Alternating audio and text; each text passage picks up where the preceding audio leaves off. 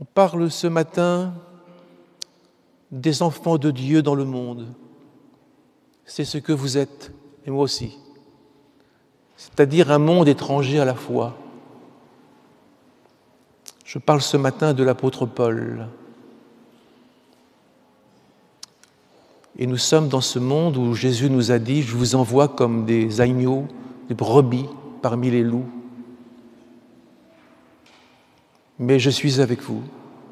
Prenez courage, j'ai vaincu le monde. » On va lire ensemble dans les Actes des Apôtres, chapitre 16, verset 22. L'apôtre Paul a eu une vision. La vision d'un Grec, d'un Macédonien, qui disait à Paul dans la vision, la nuit, « Passe en Macédoine, la région de la Grèce, là, et secours-nous, secours-nous. » Et l'apôtre Paul a compris que Dieu l'appelait à partir en Macédoine et dans la ville de Philippe. Mais dans cette ville de Philippe, il n'a pas eu la vie facile, hôtel 3 étoiles. Il n'y a pas d'étoiles. Il n'y a rien. C'est compliqué.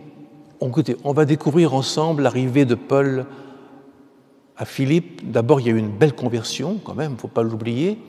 C'est la conversion d'une dame, une marchande de teinture, de vêtements, de pourpre, de rouge. Cette femme s'appelle Lydie. C'est bien converti. Le Seigneur lui a ouvert le cœur. Puis ensuite, il y a une femme, encore, qui était possédée d'un esprit satanique et qui criait après l'apôtre Paul pendant 1 jour, 2 jours, 3 jours, 4 jours, 5 jours, tout le temps, elle criait « Ces hommes vous annoncent une voie du salut et ces hommes vous annoncent... » J'aime pas la publicité faite par le mal et le malin. Et Paul a été fatigué et il a dit « Au nom du Seigneur Jésus-Christ, sors de cette femme. » Et le démon est parti. Ça commence à se compliquer. Et puis, comme cette femme qui était une femme qui avait un esprit de python, qui avait un esprit de deviner, elle faisait marcher le commerce. Les gens lui demandaient « Devine ce qui va nous arriver, comment on va faire, etc. » Et les gens payaient, il y avait un rapport financier, il y avait du business, quoi. Et puis les gens ont pris l'apôtre Paul et puis, écoutez, on va lire. Voilà, ils l'ont mis en prison parce qu'il a perturbé leur commerce. On lit et puis on se dit, Seigneur, apprends-nous quelque chose. La foule, alors acte 16, verset 22, la foule se souleva aussi contre eux et les prêteurs ayant fait arracher leurs vêtements. Donc ça ne se passe pas bien. Ordonnèrent qu'on les batte de verges, c'est-à-dire de bâtons, de coups de fouet. Après qu'on les eut chargés de coups, ils les jetèrent en prison en recommandant au geôlier de les garder sûrement. Le geôlier, gardien de la prison, ayant reçu cet ordre, les jeta dans la prison intérieure, la plus profonde de la prison, et leur mit les ceps aux pieds. Les ceps, c'était des morceaux de bois, des pièces de bois très fortes, où il y avait 2 trous pour mettre les pieds, les jambes, puis là, ils ne pouvaient pas se tenir debout, ils étaient tout tordus, et ils souffraient. Donc, voilà les apôtres avec des ceps aux pieds. Vers le milieu de la nuit, Paul et Silas priaient et chantaient les louanges de Dieu et les prisonniers les entendaient. Tout à coup, il se fit un grand tremblement de terre, en sorte que les fondations de la prison furent ébranlées. Au même instant, toutes les portes s'ouvrirent et les liens de tous les prisonniers furent rompus.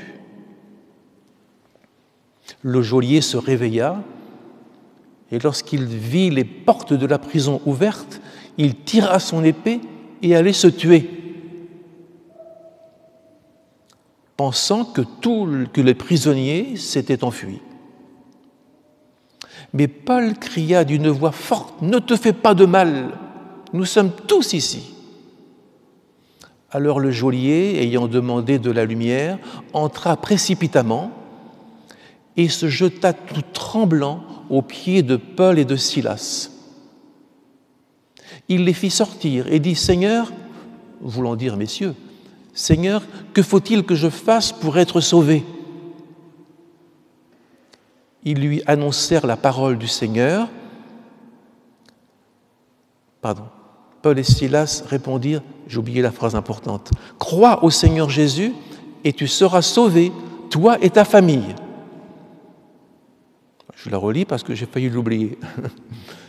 Paul et Silas répondirent, « Crois au Seigneur Jésus et tu seras sauvé, toi et ta famille. »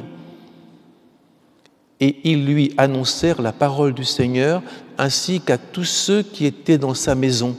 Il les prit avec lui à cette heure même de la nuit. Il lava leurs plaies et aussitôt il fut baptisé, lui et tous les siens. Les ayant conduits dans son logement, il leur servit à manger. Et il se réjouit avec toute sa famille de ce qu'il avait cru en Dieu.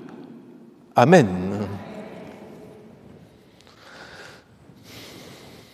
Voilà l'histoire de Paul dans ce monde où le prince de ce monde, c'est Satan. Et il est en guerre contre l'Église. Et tous ceux qui veulent servir Dieu sont la cible de ces flèches enflammées. Mais Jésus dit, dans ce monde-là, vous brillez comme des flambeaux. Il ne faut pas baisser la garde, il ne faut pas cesser de rendre témoignage par notre exemple de conduite, de tenue, de vie, de parole, de pensée. Que faut-il que je fasse pour être sauvé, dit le geôlier. Mais qu'est-ce qui a poussé ce gardien de prison à poser la question la plus capitale, la plus importante de toute la vie?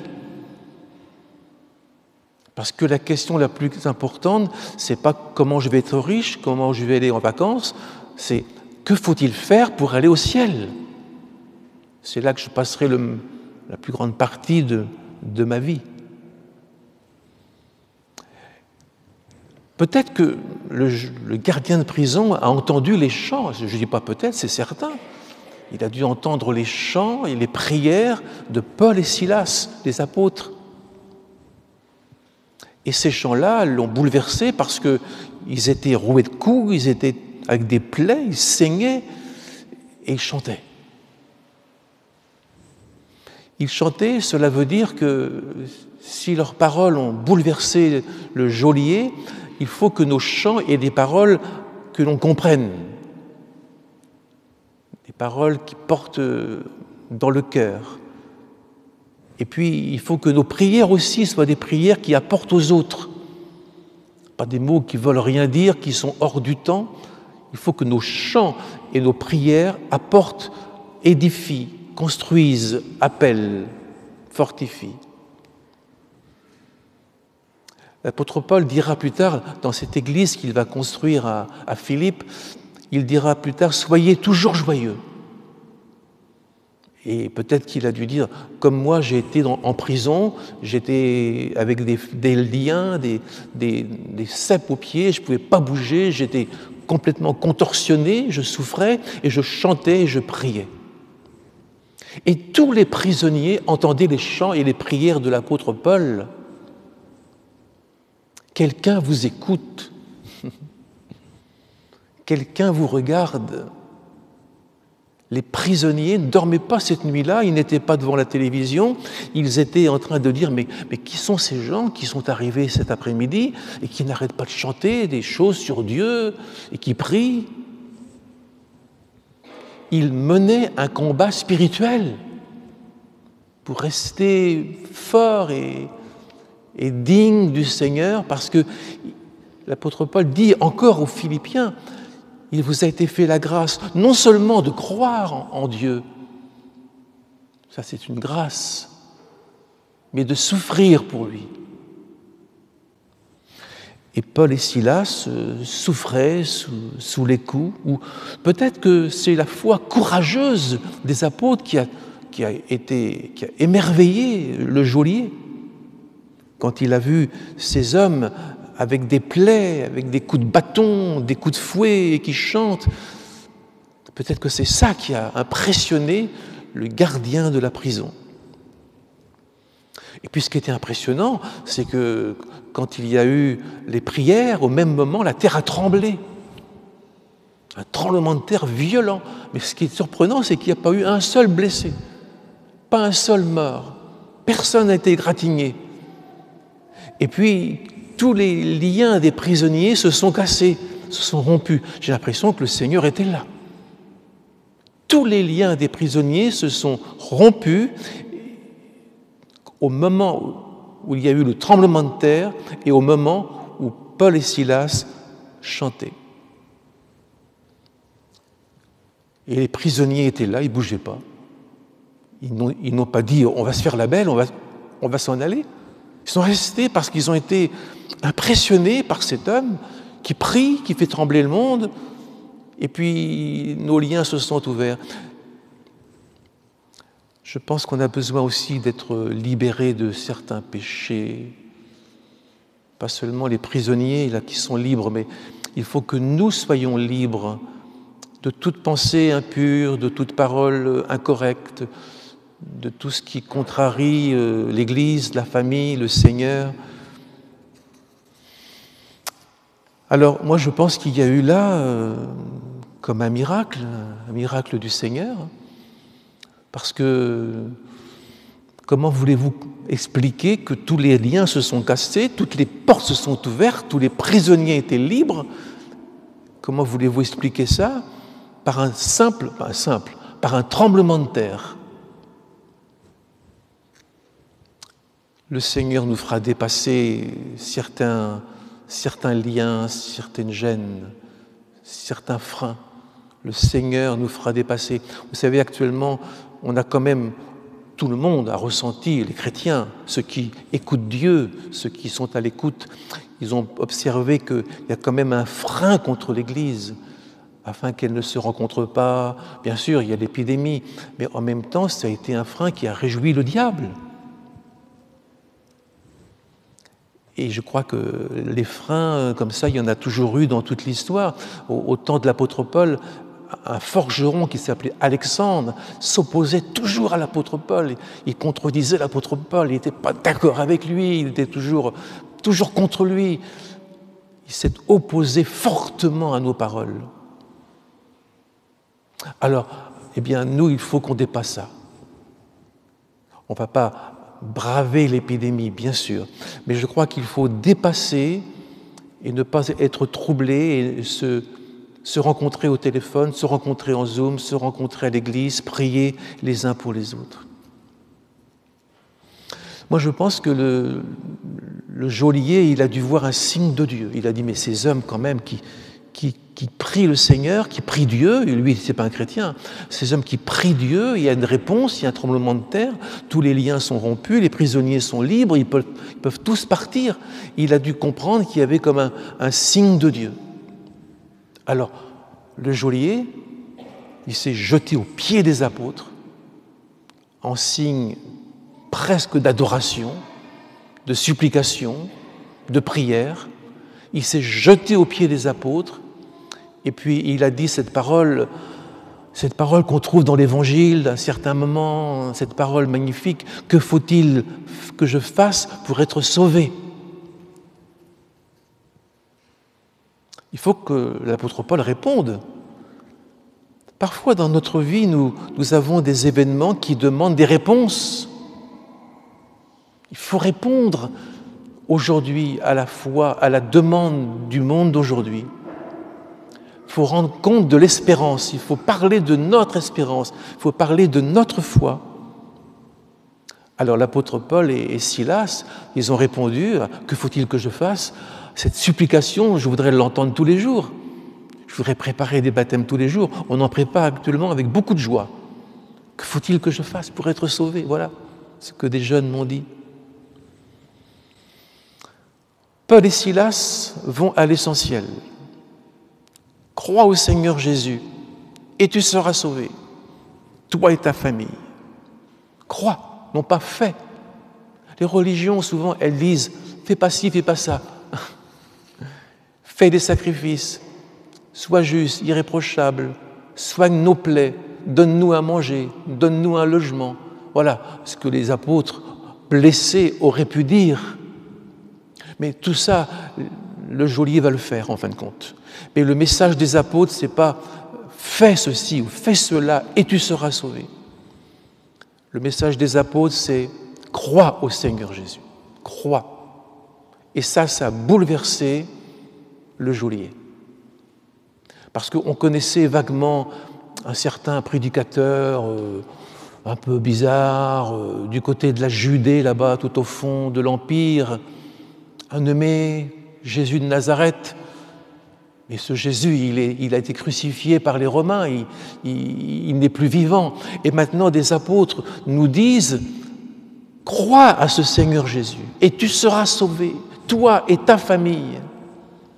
Et ça a bouleversé le geôlier.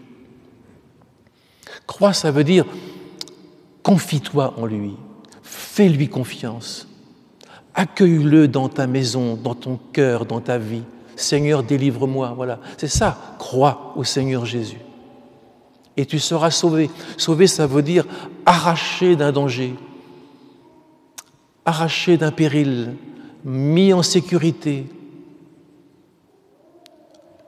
sain et sauf. Crois exactement dans la langue des apôtres, crois sur le Seigneur Jésus.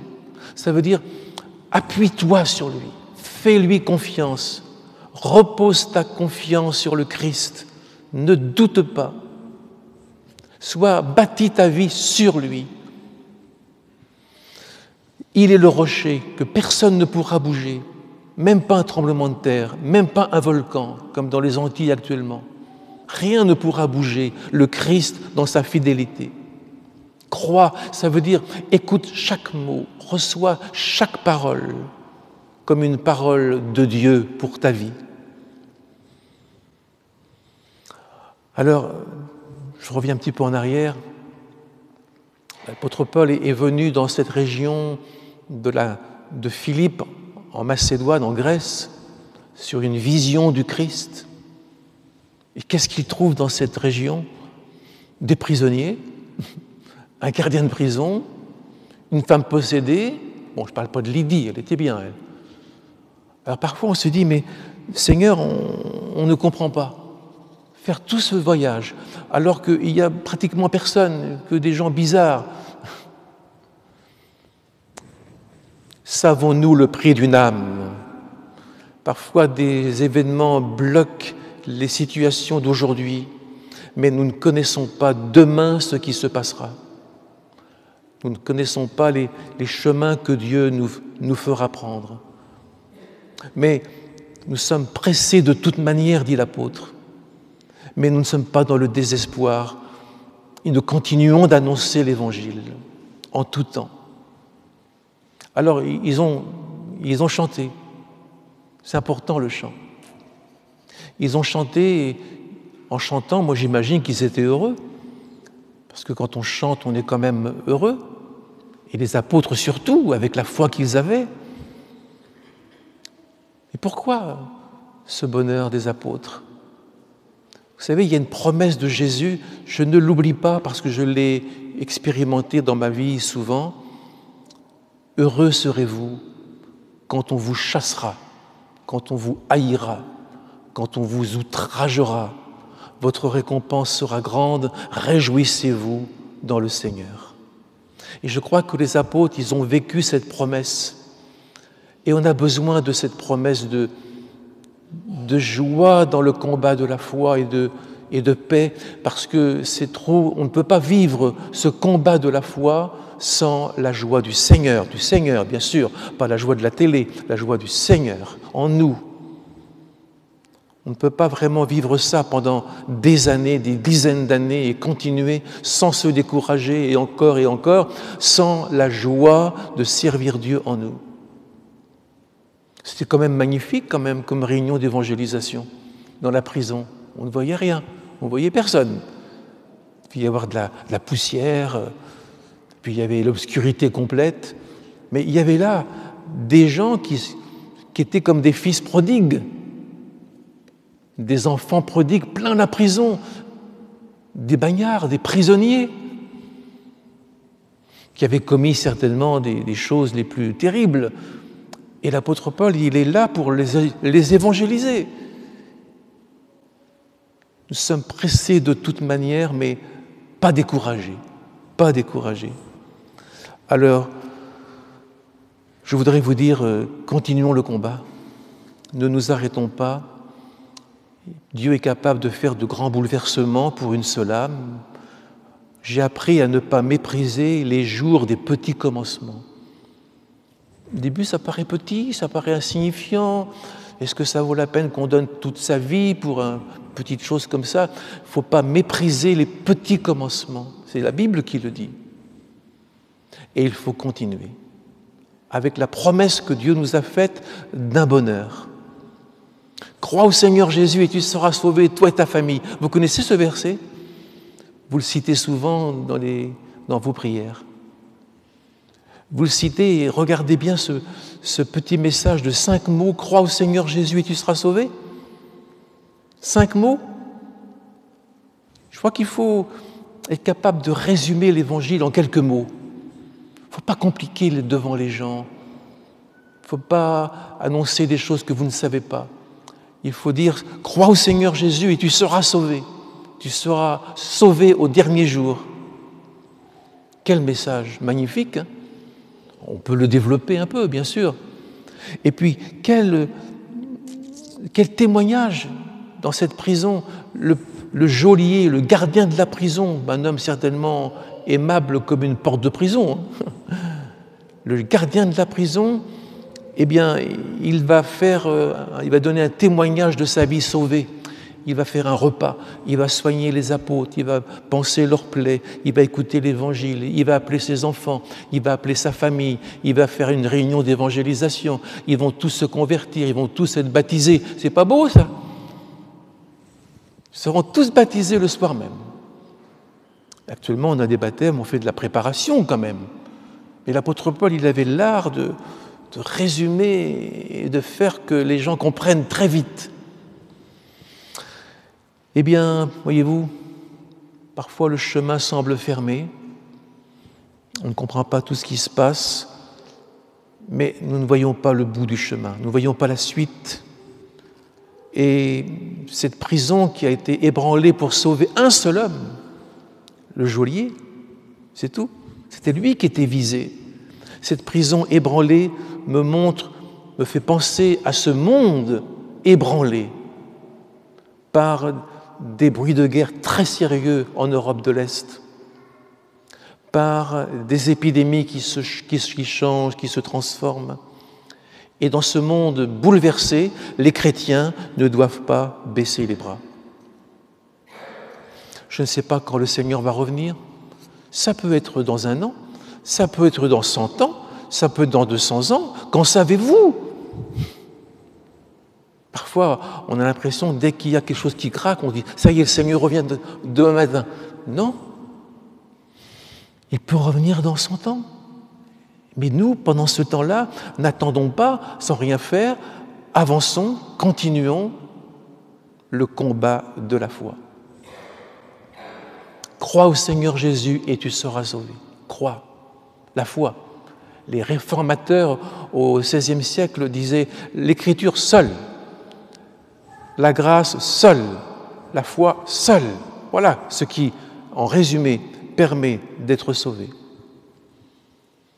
Alors, je conclus en vous disant, en relisant encore plusieurs fois cette semaine ce chapitre des Actes des Apôtres, je pense à notre vie qui parfois chancelle, notre santé, nos enfants, notre famille. On a l'impression que ça bouge et que ça penche vers la mort. Mais nous avons des paroles à dire. L'apôtre Paul, il a vu le geôlier qui prenait son épée et qui s'est mise l'épée sur la poitrine peut-être et qui disait « je vais me tuer parce que si je n'ai pas rendu tous les prisonniers, je suis condamné à mort ». Il a failli se suicider devant les apôtres. Et l'apôtre Paul a eu une parole, comme je dois en avoir, et vous aussi. Actuellement, il y a quand même des cas de suicide, il y a des gens qui vont mal, il y a des gens qui cherchent désespérément un sens aux événements, un sens à la vie. Je crois qu'il faut avoir des paroles dans notre cœur. Ne te fais pas de mal, nous sommes tous ici, ne te fais pas de mal. Crois au Seigneur Jésus. Et tu seras sauvé, toi et ta famille. Ce n'est pas automatique, parce que cet homme, eh bien, quand il a reçu l'apôtre chez lui, Silas et Paul, il a réveillé ses enfants, qui étaient peut-être déjà réveillés par le tremblement de terre. Il a réveillé les enfants, il a réveillé madame, il a réveillé les serviteurs, les servantes. Puis il leur a dit, écoutez maintenant l'homme là-bas, ce qu'il va nous dire. Et quand on reçoit le Christ dans sa vie, on le reçoit aussi dans sa maison. Et on le reçoit à sa table. Et là, à sa table, le Seigneur agit. S'il est là, il agit. Il ouvre les cœurs, comme il a ouvert le cœur de Lydie, la marchande de pourpre. Ça ne dépend pas de nous. Nous, il faut qu'on soit au Seigneur à 100%, qu'on n'ait pas d'ombre dans notre vie. Et pendant qu'on est avec les gens, le Seigneur ouvre leur cœur. Et ce soir-là, moi j'ai trouvé ça formidable. Il n'y avait pas de lumière. C'était pas un repas extraordinaire sûrement. Tous les enfants se sont convertis. Toute la famille du geôlier s'est convertie.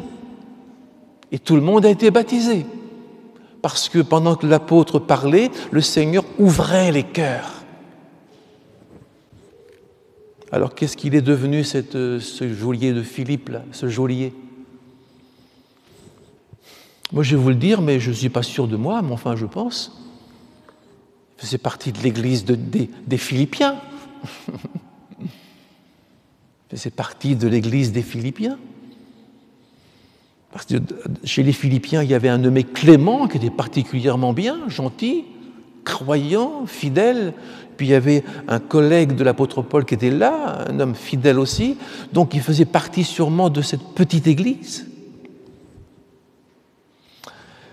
Je vais vous lire un autre texte dans l'épître aux Philippiens. Et je vais vous laisser avec ce texte-là. Philippiens, chapitre 4. Philippiens, c'est-à-dire là où il y a eu le tremblement de terre. Vous vous rappelez ? Là où il y a eu les prisonniers qui ne se sont pas évadés. C'est beau. Philippiens, chapitre 4, verset 4.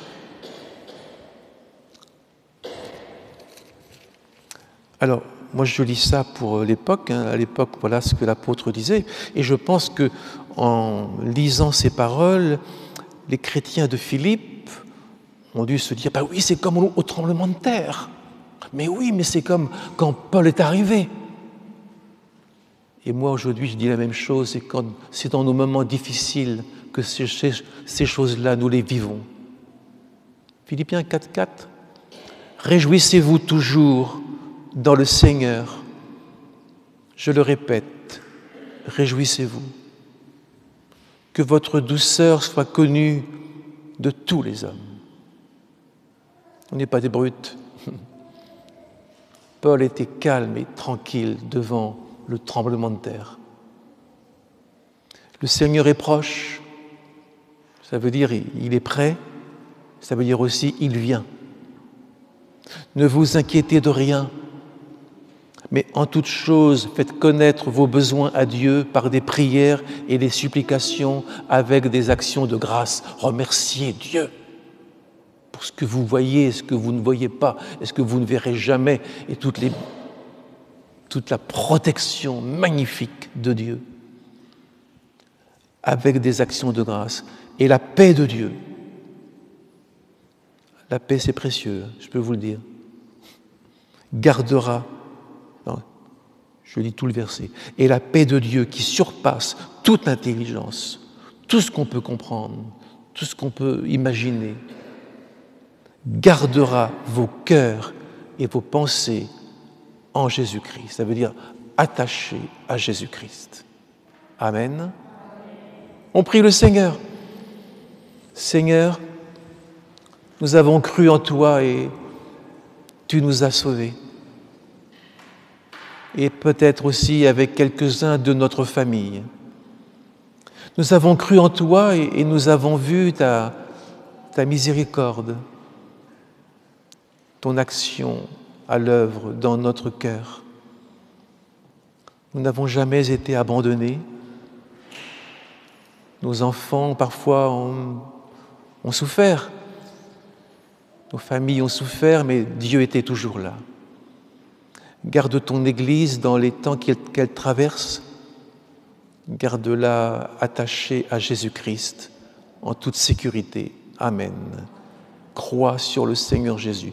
Fonde ta vie sur le Seigneur Jésus. Appuie-toi sur le Seigneur Jésus. Je dis ça, il y a peut-être parmi nous des jeunes ou des frères, des amis qui ne sont pas chrétiens. Appuie-toi sur le Seigneur Jésus dans ce que tu vis et tu seras sauvé. Je dis ça parce qu'il y a peut-être parmi nous des gens qui n'ont jamais fait ce pas vital, ce pas essentiel, croire au Seigneur Jésus. Alors faites-le. Attendez-vous à lui, appuyez-vous sur lui. Le Seigneur vous aime, il est fidèle et il le fera. Amen.